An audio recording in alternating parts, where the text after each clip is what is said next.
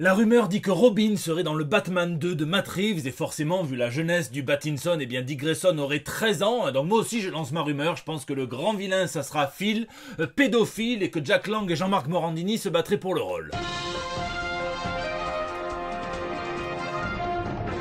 Au pire, ils finiront producteurs exécutifs du film avec accès total aux loges des acteurs. Le gamin, il va tellement courir pour les esquiver qu'il aura un meilleur entraînement qu'un vrai gymnaste. Mais ici, votre fidèle commis des comics, vous êtes dans l'émission qui fait le tour de l'actu de l'industrie du comic book et de tous ses dérivés. C'est le 415e JT Comics et je l'ai toujours dit. Quand on passe sa jeunesse enfermée dans un placard, maltraité par sa famille adoptive, eh bien on tourne mal et on finit par se taper ses pires redescentes en ayant mangé un peu trop de bonbons, goût crotte de nez ou stéroïdes. En tout cas, pour porter un slip blanc comme ça, faut vraiment avoir une confiance béton en soi, en ses sphincters, ou alors se prendre réellement pour un vrai sorcier. Mais passons plutôt aux news de la semaine. Jus de ciné. Et quand on passe les comics dans un extracteur de jus pour en faire des adaptations ciné, eh bien en bref, il se passe que on a un petit smoothie kiwi, oestrogène et stéroïdes, puisque la rumeur dit qu'une saison 2 pour She-Hulk serait prévue une fois que les choses auront recommencé après la grève des scénaristes et de toute la profession. Et pour le coup, je trouve que c'est une bonne chose parce que ça permettra peut-être d'avoir une saison 2 un petit peu moins frustrante que la première, qui viendrait explorer ces bons concepts, notamment le fait que ça soit une série judiciaire, peut-être qu'on finira par le voir vraiment. Et puis faites-nous des épisodes plus longs. À quoi ça sert d'avoir un plus dans Disney Plus si c'est pour nous faire des épisodes plus courts qu'une vidéo TikTok. Allez, un petit Bloody Mary maintenant avec la sorcière rouge qui a envie de ne plus être que la sorcière rouge. L'excellente actrice Elizabeth Olsen ne veut pas se laisser enfermer dans ce rôle pour toute sa vie. Ce rôle qui a d'ailleurs, avec l'emploi du temps que ça demande, lui a fait péter pas mal d'autres opportunités à côté. C'est dommage parce que c'est un personnage qui a une évolution certes un petit peu brutale mais très intéressante dans le MCU et j'espère qu'on la reverra quand même. Un smoothie rouille, lentilles, boudin noir plein de fer puisque la série Ironheart serait repoussée afin de coller à la sortie de la série Armor Wars. Les deux seront reliés par la même thématique, elles vont toutes les deux surfer sur la Iron Mania et Tony Stark viendra d'une manière ou d'une autre hanter les deux shows. Et puis alors attention, un smoothie poulet jus bleu servi avec sa petite touillette en forme de sabre laser rouge puisque l'excellent acteur Giancarlo Esposito dit d'être en négociation avec James Gunn pour intégrer le futur DCU, donc tous les mélaninomanes fans du Prince de Perse de Jake Gyllenhaal diront qu'il ne peut incarner que Lucius Fox, Steel, John Stewart ou Nubia, mais on pourrait aussi l'imaginer en bon commissaire Gordon ou en vilain qui se situe dans la zone très grise, un petit peu comme Mr. Freeze. Je vous laisse spéculer dans les commentaires et puis quel que soit le jus, James Gunn veille à ce que les dates soient respectées, notamment celle de péremption, puisqu'il dit que dans son futur DCU, il sera le gardien chronologie et continuité, lui, Peter Safran et tous les réalisateurs impliqués de chaque projet du DCU. Il dit que chez Marvel, si un tel poste existe, il n'a jamais rencontré le type et que c'est pour ça qu'il a peut-être un petit peu tiré sur la corde avec le grand-père de Star-Lord, que c'est pour ça que certains pensent que son film Les Gardiens 3 est situé en 2030 alors que pour lui il est contemporain à la sortie. Et en plus il dit ça pile au moment où le MCU s'apprête à sortir un gros livre où chaque scène de chaque film est référencée et remise en contexte par rapport à la chronologie globale. Ça sent l'exercice aussi périlleux qu'une série de squats en pleine crise de gastro, mais pourquoi pas.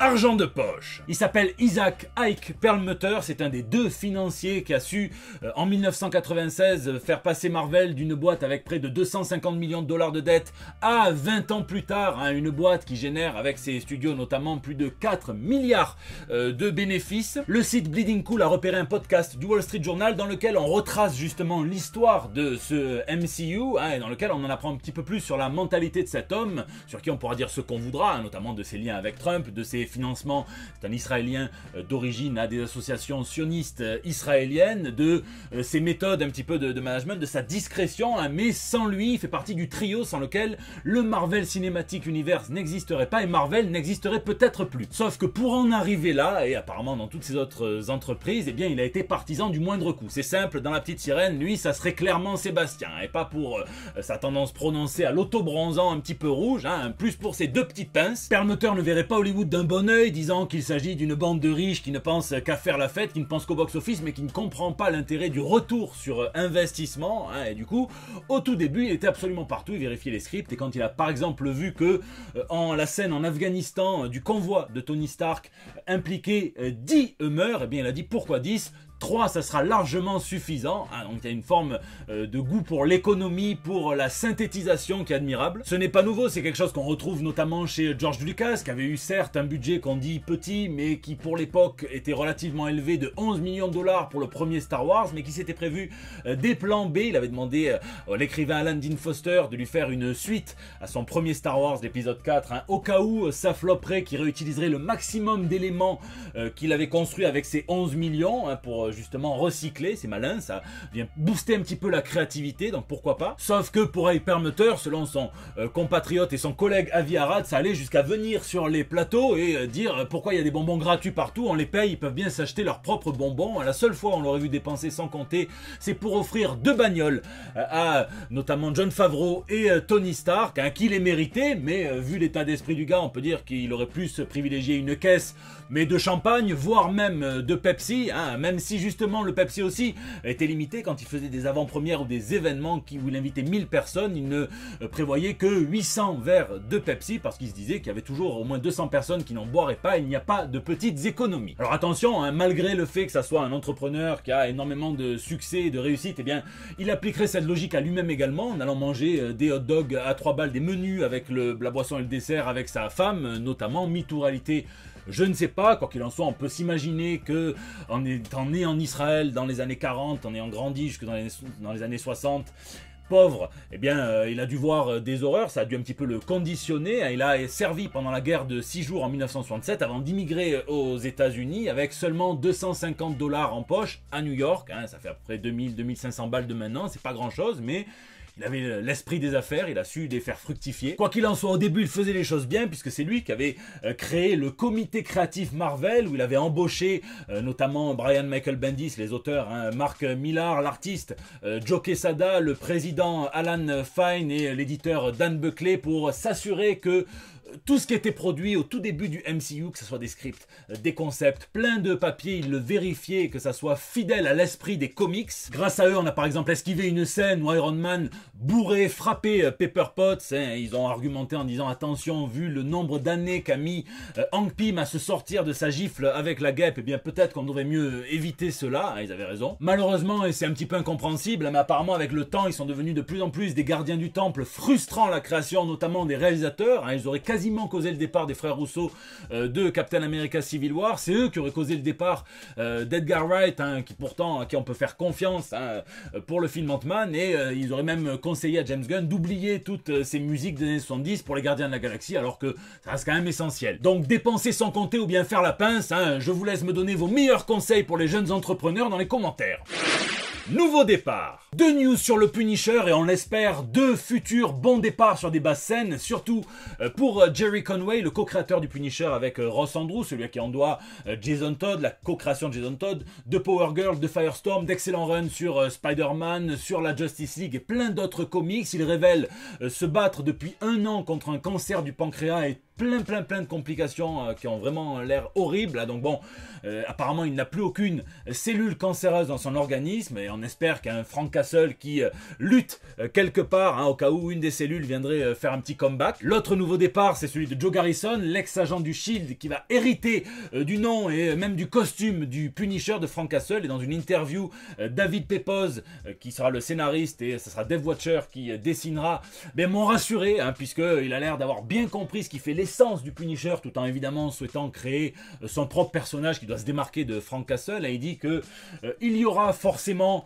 le côté surentraîné, mais le côté humain quand même est faillible, le côté déterminé, le côté dur, âpre, violent, hein, vu les premières images également. L'esprit de sacrifice qui fait que Frank Castle allait souvent s'attaquer à plus fort que lui, sans être forcément impressionné. Apparemment, il y aura un petit travail en équipe aussi, comme quand il travaillait avec Microchip. Hein, et ce qui va pousser tout ça, déclencher tout ça, c'est que Joe Garrison va être accusé du meurtre de sa famille qui va exploser dans sa propre maison. Ça viendra mélanger plusieurs genres et notamment, hein, il aura accès à tout l'arsenal du Shield, donc des armes un petit peu futuristes. Il n'y aura pas juste une arme blanche et un corps caverneux, et ça, c'est un petit peu dommage selon moi, mais les premières images m'excitent terriblement, vivement novembre. Puis en parlant de punition, attention, on va partir dans un pays qui punit pas mal les droits de l'homme. Non, on va pas rester en France, hein, on va aller plutôt aux Émirats Arabes Unis, puisque aura une Comic-Con à Abu Dhabi, la toute première. Alors pour celui qui voudrait aller en cosplay Genderbent avec d'un côté une pancarte gouvernement méchant et de l'autre une pancarte Free Hug sur fond de drapeau LGBTQIA+, je lui déconseille de prendre un billet, économise. Après, on sait que l'art peut faire bouger les choses au niveau politique, donc pourquoi pas, hein. On sait que d'excellents artistes seront présents, notamment Belen Ortega ou encore Bernard Chang. Distillery, l'éditeur aussi, sera de la partie. Il a annoncé son deuxième comic book de Tuto Loté et de Becky Clonan. Ça s'appelle Somna et ça sera, c'est décrit comme de l'horreur folklorique érotique, hein. Ça se passe dans une enquête dans l'Angleterre de l'année 1600, une année hérétique plus qu'érotique. Apparemment ça va ken avec du fantôme, hein. Pourquoi pas, moi j'ai toujours trouvé que Casper ressemblait à une capote géante, hein, donc ça m'étonne pas tellement. Et puis alors attention, pour ceux qui veulent un petit peu bouger, Marvel s'associe avec l'application ZRX, une application de fitness, et embauche des auteurs pour créer des programmes de sport entièrement immersifs, hein. C'est comme du podcast audio, hein, notamment Tiny Howard qui écrira X-Men Age of Orchis, hein, dans lequel on va se découvrir, hein, l'usager va se découvrir mutant et va devoir aller défendre ses intérêts et les intérêts de tous les mutants sur Krakoa. Ça a l'air surtout focalisé sur de la course, hein, donc de la marche, de la course, des talons hauts, des talons fesses, hein, mais bon, pourquoi pas. C'est payant, mais il faut bien que les auteurs soient rémunérés, j'espère avec des droits résiduels. Il y aura du Hulk, il y aura du Thor, du Loki, il y aura du Docteur Strange et de la Sorcière Rouge et même du Daredevil, hein, ça me donne presque envie de tester. Lisez, cette semaine j'ai lu Rencontre d'un autre monde, les premiers chapitres, hein, c'est un webtoon de Noémie Moreau alias Poison Violent, c'est de la science-fiction, ça raconte l'histoire d'une ingénieure qui va trouver une capsule tombée d'un autre monde et qui va en ouvrir le contenu, hein. On sait que c'est déjà très très beau, hein, et c'est pas toujours gagné ça sur les webtoons où c'est ultra amateur, et donc ça fait plaisir de voir ce genre de dessin, hein. Elle charbonne fort sur la suite de son histoire, donc allez vous abonner, allez suivre et au moins vous serez là quand ça sortira. Je vous laisse me dire ce que vous lisez ou geekez dans les commentaires, puisque c'est la fin de ce JT Comics. Je vous remercie d'être toujours aussi nombreux à le suivre malgré cette rentrée, à laisser vos pouces bleus, à partager sur Facebook, à tweeter, à retweeter, à m'incorporer dans vos stories Instagram, hein, n'hésitez pas à réagir sur YouTube dans les commentaires où je lis chacun d'entre vous et j'essaie de répondre au plus grand nombre, aussi sur les réseaux sociaux, vous me laissez vos petits messages pour El Bando del Pueblo depuis plus de 8 ans maintenant, c'est votre espace de liberté. Je vous fais des bisous, je vous donne rendez-vous la semaine prochaine pour des nouvelles toutes fraîches. Tout le monde fantasme sur ce fanart de Batman contre Gueule d'Argile. Moi j'ai juste l'impression de voir une campagne de recrutement un petit peu branchouille pour les égouts de Paris. Merde.